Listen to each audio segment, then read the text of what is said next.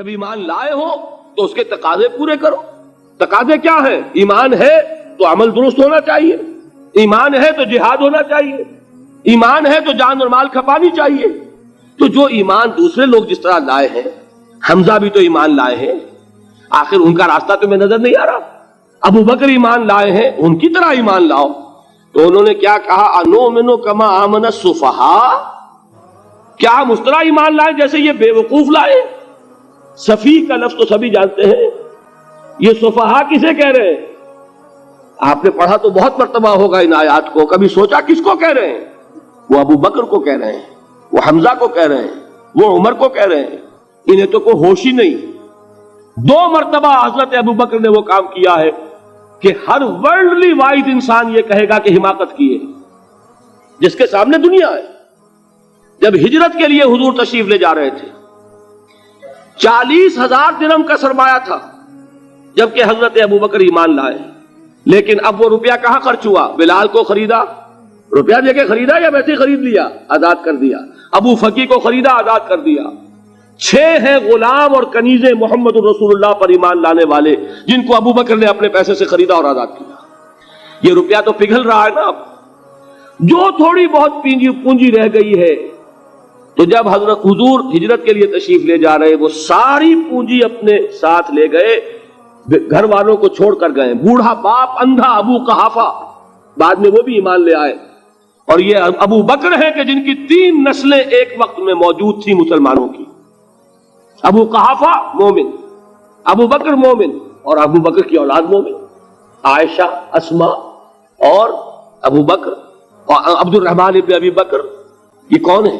تو 3 نسلیں جس کی بیک وقت رہی ہیں ایمان میں، وہ شاذ لوگ ہیں، ان میں ابو بکر ہیں. لیکن یہ کہ اس وقت تک ابو قحافہ ایمان نہیں لائے تھے، والد نابینا تھے.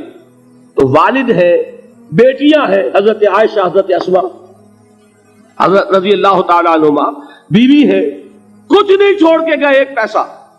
جب باپ کو معلوم ہوا بیٹا چلا گیا محمد کے ساتھ صلی اللہ علیہ وسلم، سخت غصے میں ہے، پیچ و تاب میں ہے. اب ہمارا کون والی وارث ہوگا؟ کون ہے ہماری خبرگیری کرنے والا؟ بیٹیوں سے پوتیوں سے اپنے پوچھتے کچھ چھوڑ کے بھی گیا کہ نہیں؟ انہوں نے کہا ہاں ابا جان. کیا کیا انہوں نے؟ کبھی پڑھے ہیں واقعات؟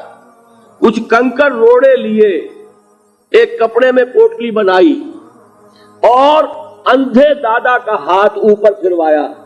دیکھیے دادا جان یہ چھوڑ گئے ہیں، یہ مال ہے، یہ سونے اور چاندی کے سکے ہیں، ابا جان ہمیں ایسے نہیں چھوڑ کر گئے.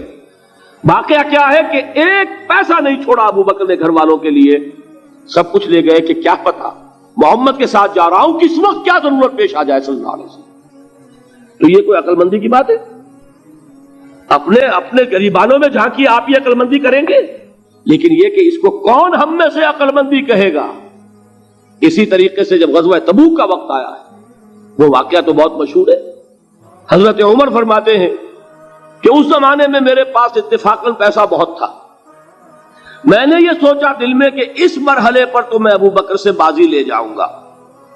مسابقت ان میں بھی تھی، لیکن نیکی کی مسابقت، خیر کی مسابقت، انفاق فی سبیل اللہ کی مسابقت.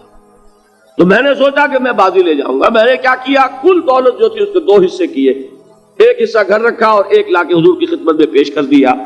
حضور نے پوچھا کہ عمر گھر والوں کے لیے کچھ چھوڑا؟ کہ جی ہاں، نصف کیا میں نے. اب وہ آئے ابو بکر، پوچھا حضور نے ابو بکر گھر والوں کے لیے کچھ چھوڑا؟ کہ نہیں.